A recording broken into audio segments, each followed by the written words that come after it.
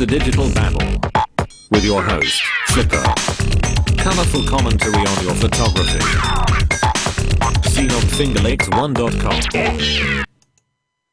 Hey everybody, it's me, Flipper, and it's the Digital Babble for another week. We've got a lot of stuff going on this week. We got 3 really good photos for you. I know I keep looking down here instead of up at the camera. I really got to work on that.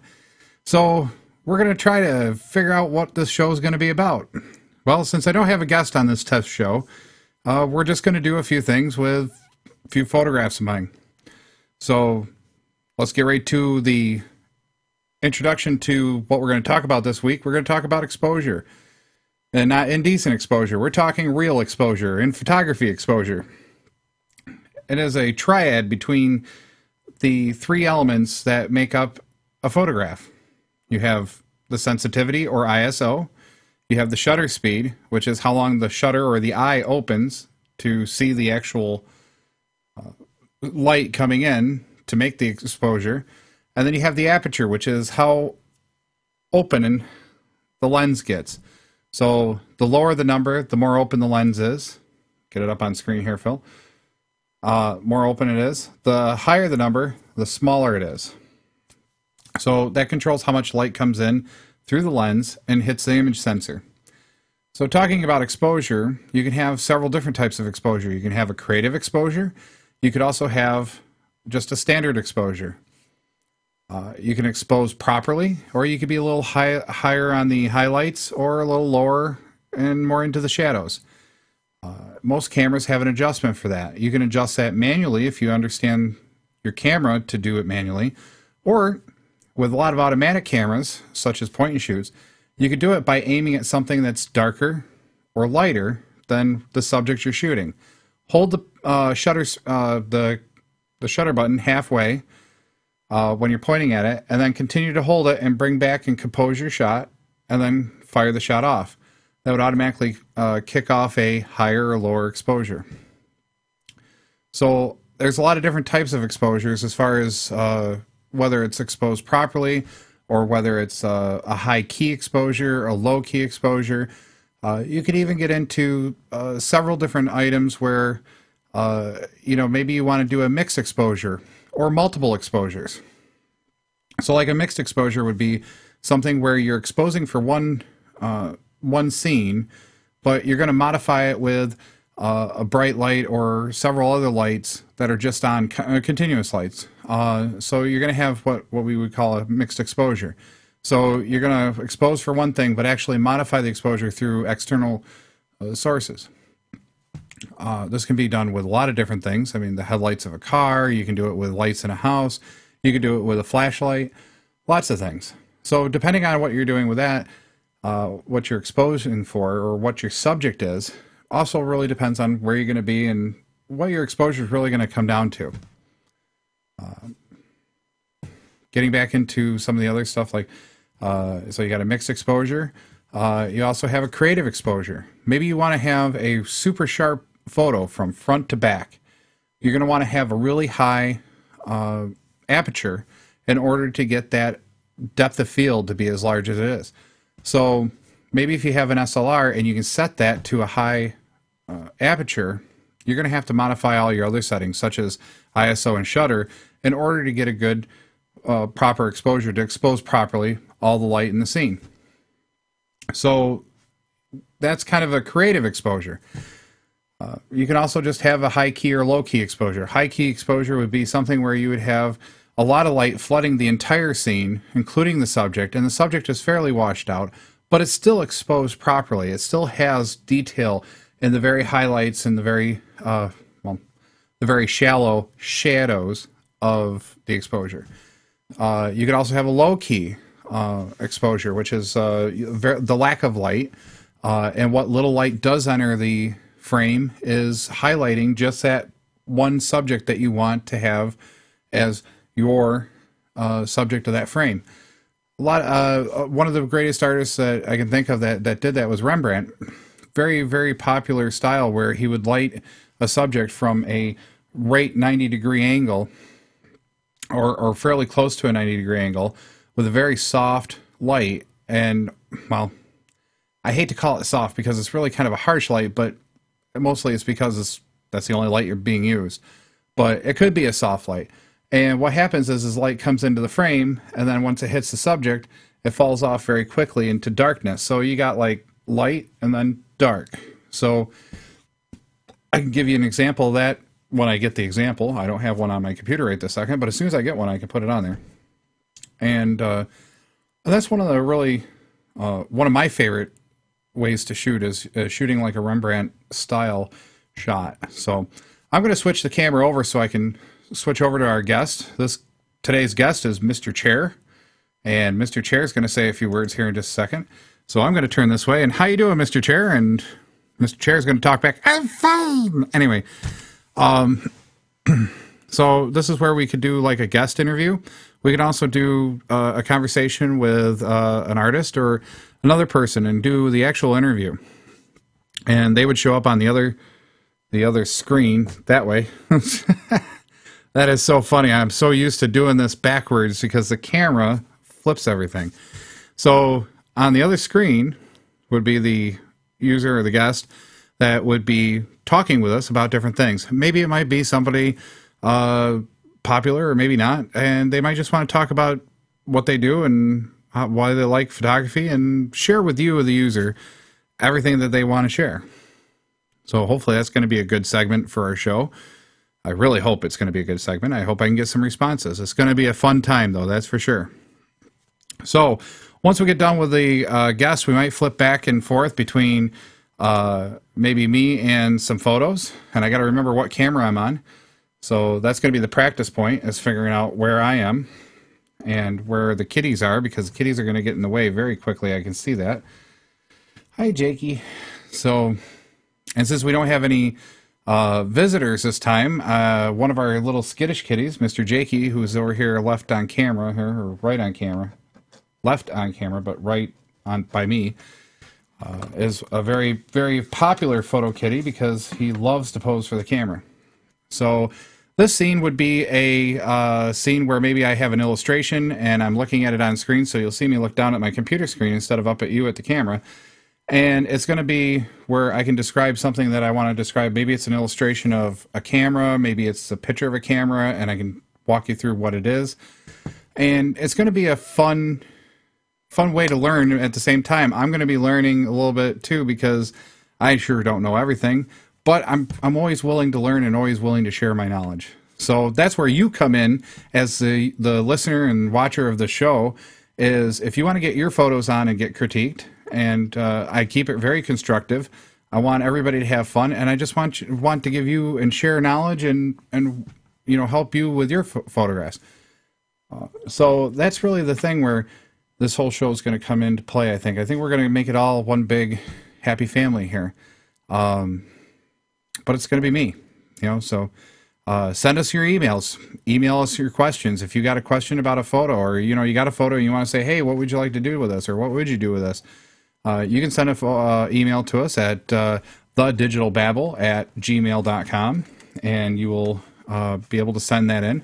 If you want to send in your photos, send up to 3 photos in. Whether they're good, bad, or ugly, we're going to take them and we're going to see what we can do to make them better. So that's really where we're at with this whole show. And this is just a test show, so if you're viewing this, it's really not that great because I'm not really prepared. I'm just really testing out the cameras, getting used to looking up at my top of my screen at this camera and switching over to the other camera when we have a guest. And I'm going to now we're going to go into doing a critique. So I got 3 of my photos, raw photos right out of the camera from a while ago, actually. I think this was in 2011, maybe 11. I can't remember. So this first photo is, I named it so it was funny at the time, but this was right out of the camera, and I called it Haulin' Finn. And this was such a fun shot. It was at the Burnett Park Zoo, and these penguins, it was like the March of the Penguins, and they were all marching across this little stone wall, and then all of a sudden these four guys, or 5 guys, hopped up on the edge, almost fell off, but then the one looked like he was laughing at the other one, and it just kind of looked like, something that you would see in the animal kingdom where, they got a little bit of a sense of humor per se. So this image is very nice. I like this image because there's a lot of contrast right out of the camera, no less. So it really gives the photo some aesthetics as being a black and white, even though it's not black and white. It's actually all in color, and you can tell by this mark right here, it's actually green. So some of the things that I would want to do with this photo, I think, is probably a couple of simple things.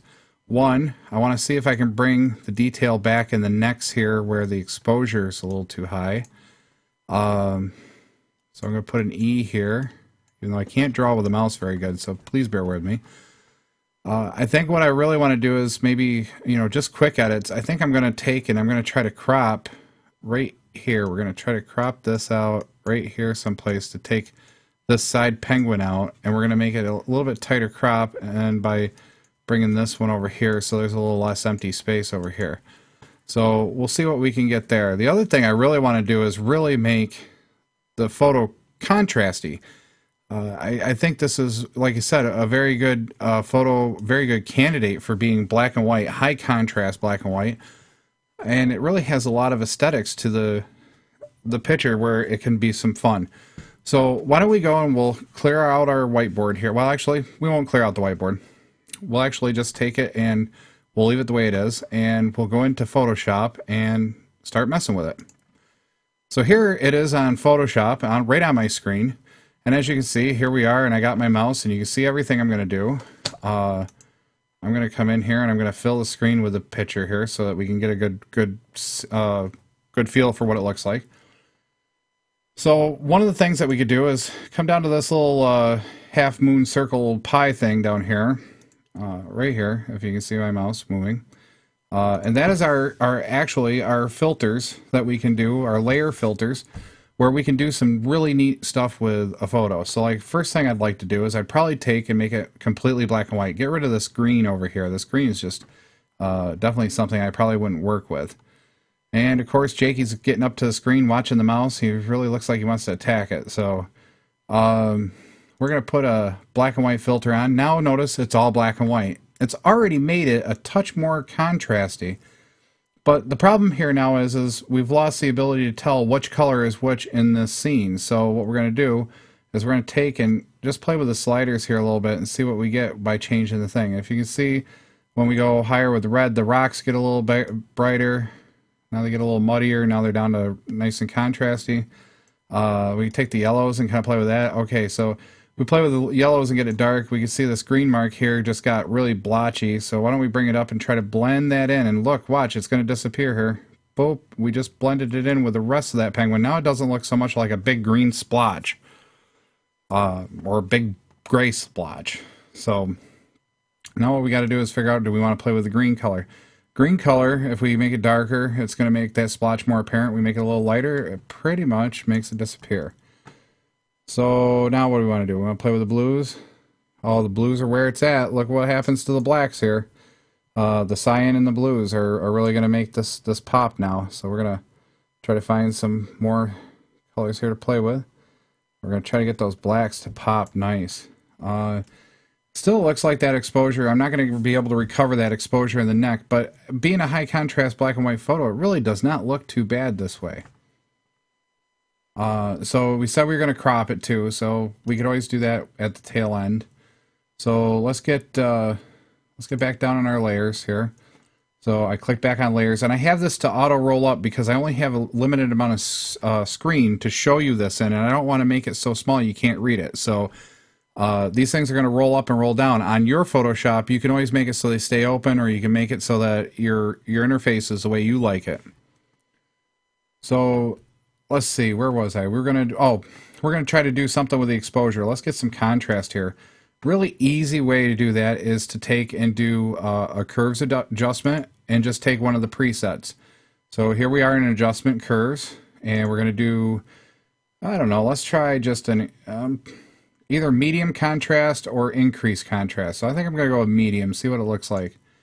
See, now that really makes it pop. The darks are dark, the lights are light, you know, things are looking pretty good. That green blotch is gone. You know, I almost like it just the way it is. So why don't we just take and we'll we'll go back to our layers. So you can see here we got two different layers. We got a curves adjustment and we got a black and white adjustment. The reason why I did the black and white adjustment first was to blend the colors without having them get out of control. And then the curves adjustment was so that I could actually then make the picture more contrasty without having to worry about which color I'm making more contrasty. So that's kind of where we're at with this photo, and I think it's come out pretty well. So what we can do is then pop this back into the other, that's why I'm not sure how we're going to do that. How would we get it back to the other image? I guess I'm going to have 3 images and 3 images, befores and afters. Okay, well, that's going to be fun. Now the question is how does that work? Oh, got one more thing I got to figure out before the show goes live next week, so stay tuned. So let's see if I can just save over it. So we'll go File, Save, and we'll call it a JPEG again, and it's image 1. So there's image 1. Boom, boom. Yep, replace it. Okay. Now, when I go back and I switch to image 1 and we go back and here's our edit, and I forgot to crop it. Notice I forgot to crop it because I said I was going to do this crop here and this crop here, just bring it in a little tighter, and I didn't do it. So let's go back into Photoshop and do that real quick.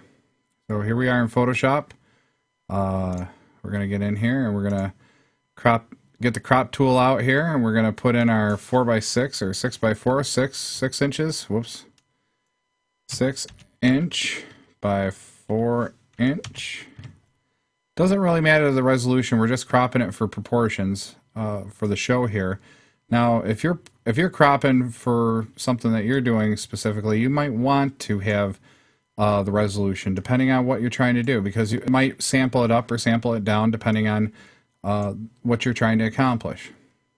I can give examples like that later on other shows. So here we go. There we go. Now it looks a little better. We cropped the one penguin out. He just kind of becomes part of the background. The background's nice and blurred here. This is nice. There's nothing that I really want to take out of the picture. You know, doing the black and white thing, it almost gets rid of the bands, except for this guy's band here, which we could probably clone that out. So we can try that. So let's pop in here and we'll clone that baby out. So we're going to grab the clone stamp brush and we're going to take and we're going to sample an area on the original picture. Sorry about there.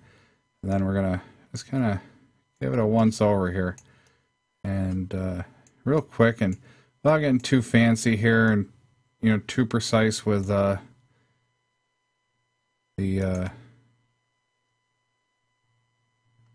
actual brush here. You know, we're going to try to just build that wing back up so the band basically disappears. And if I get a little quiet, you know, you can always call me up on the show phone or email me and go, ding, you're being quiet. Okay, got it. So sometimes it gets weird talking about this because, you know, you're doing it at the same time. So, and I'm not one to practice, so I'm not going to sit here and practice this 4, 5, 6, 7 times so that when I get in here, I'm going to just wick, and it's done. I tend to like to wing it because sometimes the best things come from winging it. So there we go. Now we got our shot here, and it looks a little better. Let's take that back. See, now our little band came out. It looks just like his wings just kind of hanging there, maybe a little deformed. We could do the same thing with this guy's wing here too if we wanted to, but I'm not going to do that right this second. We got, well, I guess I could. Let's go do it. So, you know, you can easily take and get the inside portion of the band just by, you know, redoing this here like this and bringing it up here like that, and then maybe grabbing another area for sampling and then bring in that wing so it looks like this, and then we're going to get the background, and then we're going to just basically take and no more band. And we can easily take it, and now there's 150 different ways to do what we just did with those bands. This is just a quick, easy way because they're really small. You don't have to worry too much about it. You can actually do the situation. You know, the situation makes it really nice where we can just, like, you know, take the brush and get right in here, and then, you know, just do that quick paint over, and then be done with it. So there's picture 1. And we're gonna hit save and save that big bad boy back to image 1 as a JPEG. So bink bink and save. Okay. Now when we go back in and we look at the full screen edit, that's our final image. So I probably should keep the original image here someplace and then have image 1 too. So I guess I'm going to have to do that. So what can I get rid of? I don't know what I can get rid of yet. I'll have to figure that out. Huh. Well, we'll get there. It's just going to take me a little while to figure it all out. No problem. We'll get there. I got a whole week. So, there's what we just did with that first image. I'm going to try to get a before and after shot somehow. So we'll hit image 1 before, image 1 after, image 2 before, image 2 after, so on and so forth, and see how we get. And then that illustration might be nice for a thing. Yeah, so I'll have to get it to that. So here we are. We're basically done with image 1. So now we're going to go back and, maybe we'll go back to the host, and here I am. So I don't know what you thought about that, but that's basically a nice Photoshop technique to take out some different elements that you don't like in the penguins, the little armbands, or armbands. Yo, we're in a gang, man. Whoa. But the wing bands that they put on for identification purposes, maybe that just, you just don't like that. You just don't want that. And now you kind of make it as a little bit better piece of art. The other thing too is that green splotch. That was a nice technique, taking it in black and white, and then just kind of lightening whatever color it is. If it was a blue splotch, you could lighten the blues up until it matches whatever colors are around it. Or you can bring it down and make it all a medium gray and blend it in together. And that's the nice thing, is that once you get to black and white, the monochromeness can kind of blend it in. If you want to do it in the color piece, a lot of times you got to get a good mask, and then you're going to do a saturation and color adjustment so that the green becomes whatever color next to it that you want to blend in together. So like saying if it's blue and yellow, blue's here and yellow's here, you're going to want to blend them in together. So blue is going to go less saturated, yellow is going to go more saturated, and then you're going to lighten the blue until we get to about yellow, and then we're going to shift it to the color yellow. So now it's just one big yellow blotch. That's another good technique for doing faces. So like saying if you have a face, like on camera right now, you're looking at my face. I got a hot spot over this way. Like I said, backwards on camera. I got to remember that. Backwards on camera. So I got a hot spot because I got a light right above me here. So this hot spot might be white. Well, when it starts falling off, you start getting my normal skin tone, and then of course you got my stubble or whatever else I have. And then of course you get my shiny nose because I got this Rudolph the Red-Nosed Reindeer nose. Boom. And that's basically where it comes down to, okay, fine, maybe in the blotch area, I really got to get used to this. It's opposite. In the blotch area here, it might just be yellowish, but it's more reddish around here. What we can do is we can take the reds and shift them to the yellow, and then we can take the yellow and shift them a little more to the reds and blend them together so the face doesn't look so contrasty or blotchy. And that's a really neat technique that we could do sometime in Photoshop. It's really a fun technique, especially when you're doing a lot of portraits or something. You really want to bring out the best of the person. I'm more of a traditionalist. I don't like to do too many photo edits to make them look like dolls or unreal people. Sports Illustrated can go right out the window with me as far as I'm concerned. I would rather see real people, real situations. I don't care for that whole, okay, they're really 110 pounds, but we're going to shrink them down to about 90. And take away the hips and, lengthen the legs and all sorts of stuff. I've seen some pretty weird stuff. I mean, somebody who you can't recognize the person in real public, but what you've seen of all their promotion shots, some of these models, I mean, just like amazes me, like they're not so big on the chest, or they're not so hairy, they don't have such big hair, they added layers and layers of hair. So let's go on to image 2 here of mine. Which one's up next? Oh, that's this is one I took in New York City when I was down there a while ago. I didn't have a tilt shift lens, so I couldn't really get the proportions right. But by being far enough away and taking it with a, I think it was a 50 millimeter lens, it kind of took the collision of the perspective lines of the building and didn't make it so obvious and didn't make it so heavy. where it looks like the building's falling over backwards or leaning towards you, or maybe it's bowing or something like that. So I see on screen here it's a little compressed. So here, this really doesn't look exactly like this, because on screen, it's actually a bunch of, I forget what they're called, but they're like windows, but they open for solar panels and junk. But on the video, it's going to look very, very, very silvery. On the actual print, it looks very grayish with some lines through it. So that's a big difference. But I'm not going to fix that here. What I think I'm going to fix is I really want to bring out the color of the sky. Color of the sky should be a lot bluer. It's too gray. It was taken too far away. It was a muggy day that day. It was really gray. So we're going to try to get some blue back into the sky. The other thing is I think I'm going to saturate the buildings here, because this is so white. This building, this big building is so silver and white. It offsets everything way too much. But a little color here with these buildings might actually offset the picture a little bit and make it look nicer. I don't see too many elements in the picture that I think that I want to remove. So I really think this is just going to be an exposure. I don't even think I want to recrop it. I think it's fine just the way it is.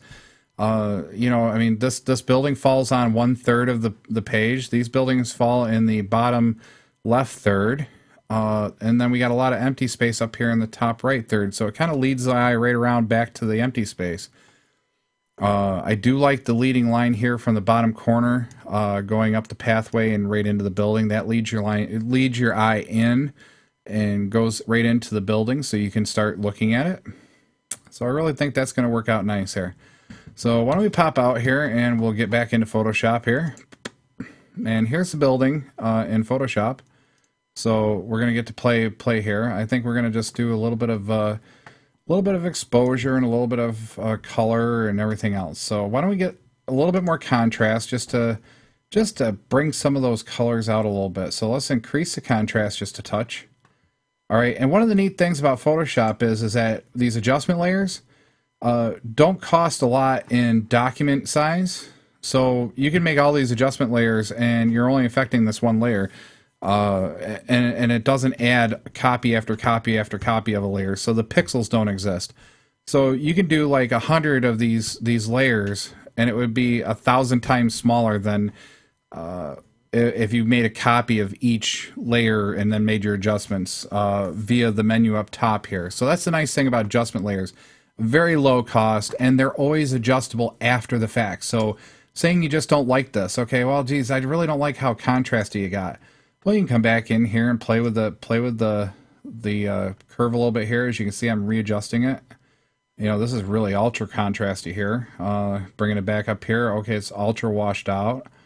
I think I'm just going to bring it in somewhere right around here. I mean, it almost pops the colors the way I wanted it. It really separates the background from the buildings. This is a little dark down this way. So what we can do, which is really neat too, another good feature of Photoshop is masks, which is this little white area that's next to it. You click in there, and now what we can do is we can use paint brushes, and we'll resize this paintbrush, bring it up nice and big, make sure it's soft. So we're going to do 200 pixel paintbrush, and we're going to do the color black, so we mask out the actual adjustment. So maybe we just don't like how dark this got down here, so we're going to gently paint over this down here, and then maybe we're going to bring it all the way out to the end here, and then not back down here, so we can get a little bit more details on the bottom here and the rocks. I can see I got a little bit of a halo starting down there, so why don't we take the white and then we'll just edge it off real quick.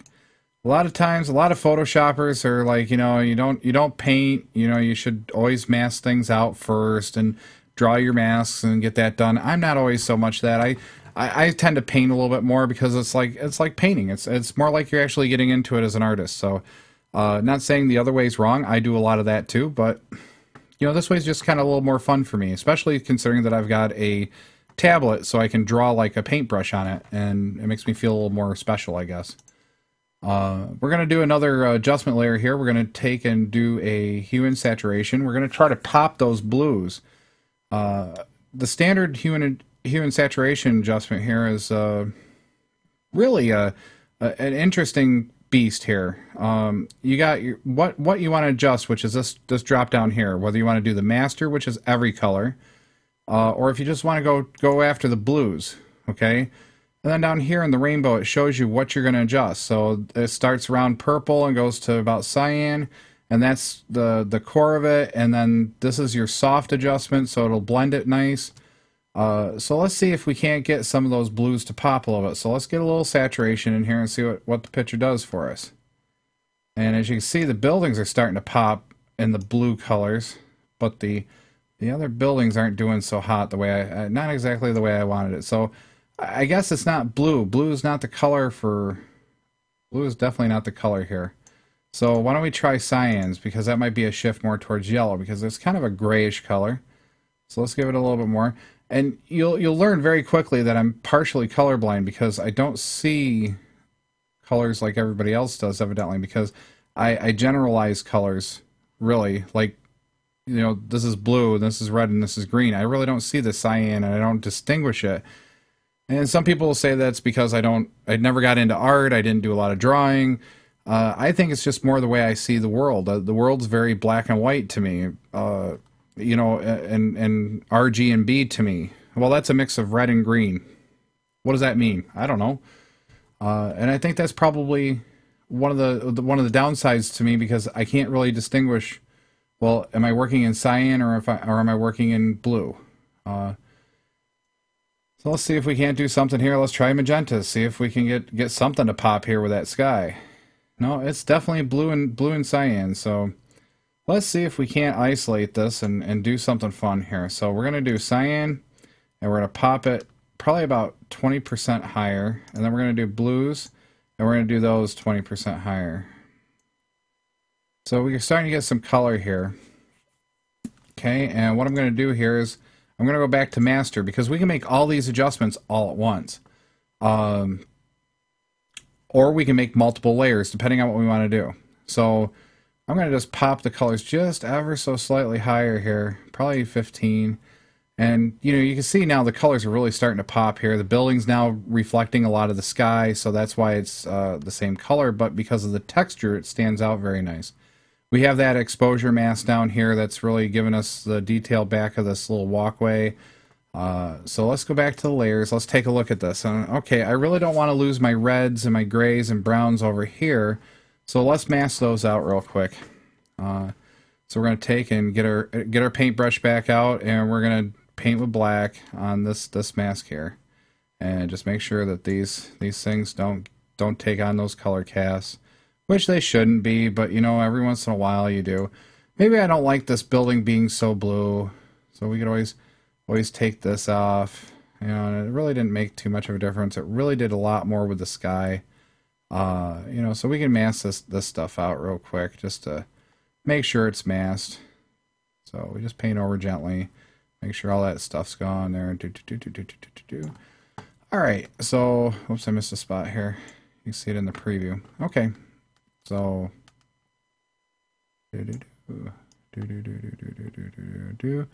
so here we are. So now let's do another adjustment. We're going to do another hue and saturation. You can do vibrance too, that's kind of fun. But now we're going to just take and we're going to pop the master up until we get some things that we really want popping to pop. So these red buildings now and the brown buildings are now popping right off the screen. I love it. See, so I really like the way that works. So we're almost up to 40, plus 40. I don't know if this is really a percentile. I think it is, because it goes to 100. So I'm going to call it a percentile. So we're going to be like 38% higher. Now, depending on what we want to do, if we want to lighten or darken it. So I might want to darken this just a touch, just to really make those things pop and shine. Probably about a -5%. And then, you know, maybe if you got a color shift, if you want to color shift something one way or the other, maybe you want to make the buildings a little more one way or the other. I really don't see no need to color shift this photo. I think it's pretty well balanced, and I don't really see any creative reason to go any other way. So let's get back into the layers, and we're going to have to mask this out again. So what we could do here is we can then take the, this is our mask, And we can finish our mask off here and just make sure that the areas are filled in properly the way we wanted it. Like so. This is a nice black and white version of it by alt-clicking on the mask. What we're going to do is we're going to right-click, and I think we're going to do the Add Mask to Selection. So there's the Add Mask to Selection. And then we're going to take the Select, and we're going to inverse it. Now, what we can do is just take a really big brush and use the black magic marker here, I guess, or a brush. And, whoops, not what I wanted to do. And we're going to go in here and we're going to, yep, there we go. So now we're going to get rid of the extra boost in the blues here and bring them back to where we had the original adjustment. So as you can see, I did it wrong.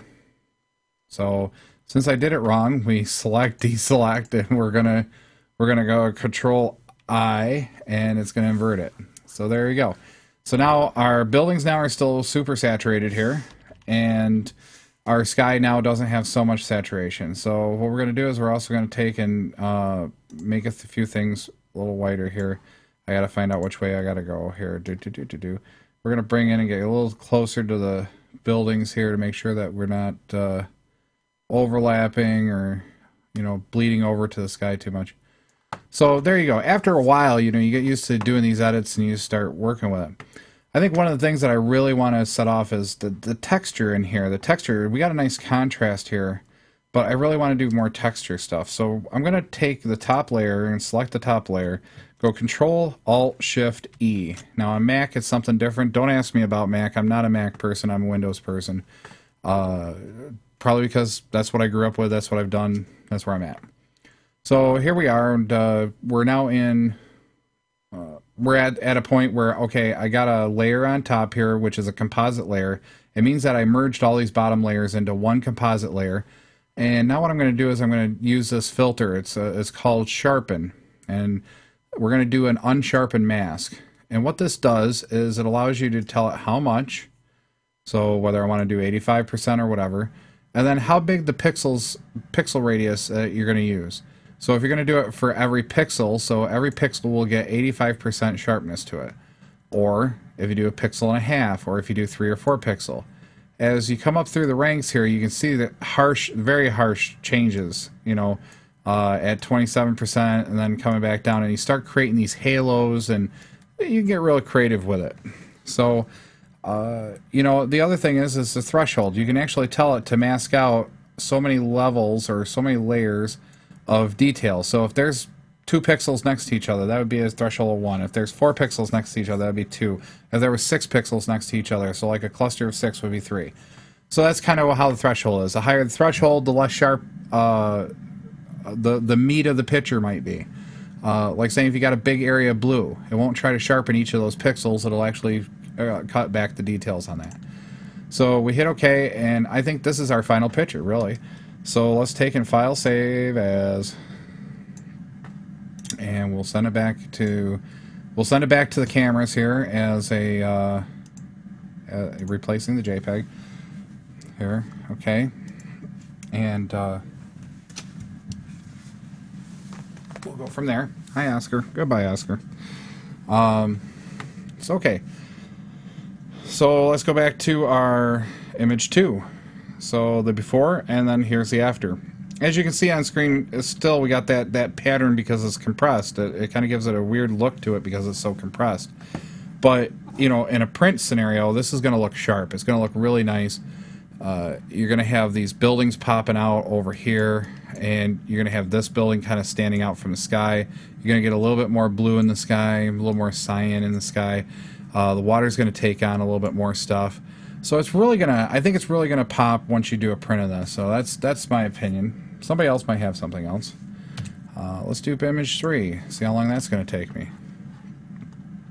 Here's a really neat image of a small little tiny waterfalls. This was only about a 2-foot waterfall at a state park, and I can't tell you what state park it was, but I happened to see it, and the path is right down here. The path is right down here, so you can't really get in there to get a good picture of it. But these rocks were just beautifully lit, and the waterfall was just wonderful, and I used a really high aperture to get the water to look like it's painted on there. So why don't we take this guy into Photoshop and see what we can do here. So let's start with some basic edits. Really, it's too dark, so let's start with like levels. Levels is a great way to bring the contrast and the histogram here into check. So let's bring in our highlights. So as you can see, I bring in our highlights over here, and you can see where the histogram starts to mellow off. You can really do some weird edits and get some weird kind of combinations here. I still want to leave some detail and everything, so I'm going to put it right towards the edge of the histogram here, right where this is. Then I'm going to brighten the photo just a touch. And then by brightening it, it kind of washes it out. So let's bring in the darkness just a little bit, just give it a little bit more contrast. I'm not sure, someplace right around 8, 10, 8, someplace. I don't know, 6. We'll do 8. Okay, so that now gives us a nice nice contrast to the. It's going to compress the histogram so that we get a little bit more color in the midtones and stuff. So we'll go back to the layers. Is there any adjustments that I don't want to do at this point? No, there's no masking that I want to do. I like it the way it is. Okay, next thing I want to do is I really want to get some of these colors to start popping. So I really want to just take and I'm going to pop this up here. I'm going to see it without and with, and without and with, without and with. You know what? I'm thinking about 25%. 25% looks pretty good. That kind of really gives it a nice dealio. I'm going to lighten this up just a touch here, because what I'm going to do is I'm going to make it more contrast in my next edit. And then I think I really don't like this green here. I think it needs to be a little bit more towards green. So let's okay, now we're going way too far. We got to red. Come back to green here. A little bit of brown, but mostly green. So there we go. Now we got green here. We got a nice white waterfall here. Nice painted on waterfall. Got our browns up here for where the browns and greens where it's reflecting the leaves and the trees and stuff. There's some algae over here. That's starting to look pretty nice. So let's take and do one more adjustment. We're going to get some contrast in here. So let's do some contrast. We can do just some. Why don't we do increase contrast? See what it does. Wow, that's heavy contrast. That's a lot. Whew. I don't know if I like that. So let's go back. There's a real neat technique where you can actually take these layers, these adjustment layers, and you can take the opacity, I can't pronounce that, and adjust that ever so slightly. And if you notice, if I let it catch up, the more opaque it is, the more contrasty it is. The less opaque it is, the less contrasty. So I can actually dial in the contrast that I want for this layer by using that high contrast and then changing the opacity. So I'm thinking right about there. So what we can do is we can kind of come back here and do the show or hide layer and see what it looks like. So I don't know, that looks about right. That looks pretty good. Alright, so that gave us a nice contrast. Now we got that.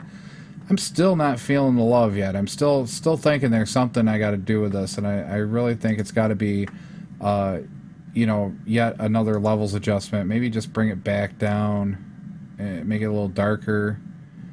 Yeah, and really make that waterfall shine. Maybe make it a little more contrasty, not too much. Bring out that waterfall just a touch, make it a little whiter.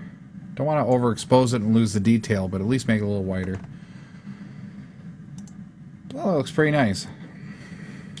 I think that looks pretty good. Now we can zoom in and check out stuff, see how the details are. Maybe there's something you don't want in there. You can always go back on the background layer and take and do the clone brush thing. Or spot healing is a neat one too. You can take a spot healing brush.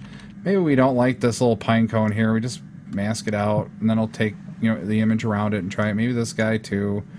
And this is a great way to fix some things. It doesn't always fix everything, but it does do a lot of neat stuff for I don't know what you want to call this, digital noise, where something that just needs to be out of the picture, you can just kind of mask it out and go.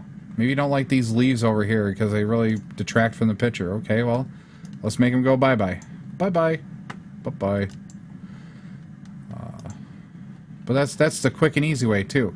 Now you can get more into the pixel pushing and doing all that stuff. I'm not too keen on that, but you can if you like. So let's take and save this picture as well. And we'll save it back to a JPEG. So it updates on my screen. And we hit save. And yes, I want to replace it. And yes, I want the full. And let's go back and take a big look at it here. And that looks a lot better, I think. But if you don't think, you can always email me at thedigitalbabble@gmail.com and check it out there. So thank you for watching. If you did watch the show, I mean, it wasn't really a good show because I'm just babbling on. That's why it's called The Digital Babble, is because that's all I'm going to do is I'm going to babble on. I'm going to have guests. We're going to talk about products. Hopefully I'm going to be able to get some test products and do reviews for you. Show you some cameras up on screen. If I can't do them in real life, like have the camera here and doing it, I might be able to get some sample photos and some diagrams of the actual cameras, and I can show you maybe where some of the stuff is and be like, hey, this is why I like this idea of this camera, why this is here or there. And then don't forget to go check out the Digital Babble. So www. What is the website address going to be? The website I think is going to be The Digital Babble. So tdbny.com, and that's going to be the new website right on fingerlakes1.com and right off of fingerlakes1.com. And you know, big shout out to the Fry Guy. You know, hey Jim and Jess, thank you for getting everything together, and hopefully this show is going to be a big hit. I hope everybody's going to enjoy it. I really hope if you're a photographer out there and you want to come down and hang out with me at my home studio and do this on a Wednesday night, you're more than welcome to contact me, you know, thedigitalbabble@gmail.com, and you can come on. If you got show ideas or if you just want me to review your photos, again, that's going to make the show. So we really need people to send in their photos and say, hey, listen, what would you do to this? Or what do you like it? Do you not like it? What would you change? How would you change the shot? Send in those pictures, because that's really going to make the show, and that's going to be the fuel to do this. I mean, I can do my photos all day long, but you know, it's going to get boring after a while if it's just me talking. You know, we got to get guests. We're going to get guests. Really hoping the Seneca County Arts Council will come on. Some of their great artists that they have down there. Maybe come on the show and talk about why different pictures work and why they didn't. Maybe I can put a little slideshow together so people can see it. And I really think that's going to make the show too. So I really hope you enjoyed this edition of Testing the Digital Babble here with me, Flipper. And I hope you tune in every Wednesday night at 7 p.m. For a half hour to 45-minute show about photography. So we'll catch you on the flip side. See ya. A Flipside Studio production. It's the Digital Babble. Tune in every Wednesday at 7 p.m. on fingerlakes1.com. Check us out on Facebook and Twitter.